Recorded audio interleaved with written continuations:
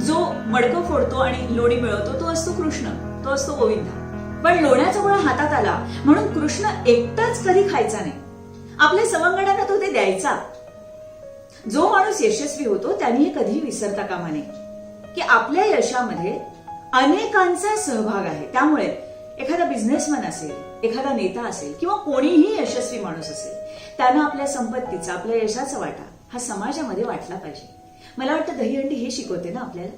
पण हल्ली मूळ हेतूला बगल देऊन दहीहंडी साजरी करण्याची प्रथा पडली आहे. म्हणजे लाखांची बक्षिसं असतात, उंच उंच दहीहंडी बांधण्याकडे कल असतो, त्याच्यामुळे एकावर एक किती थर आम्ही रचले याचा एक वृथा अभिमान असतो. त्याच्यातनं काही अपघात घडतात, माणसं दगावतात. मला वाटतं आपली परंपरा आपल्याला हे सांगत नाही. जातीभेद विसरण्यासाठी गोपाळकाला आपल्याला संदेश देतो आणि एकमेकांना मदत करा हे दहीहंडी आपल्याला सांगते. आणि इतना तो हम कर सकते हैं.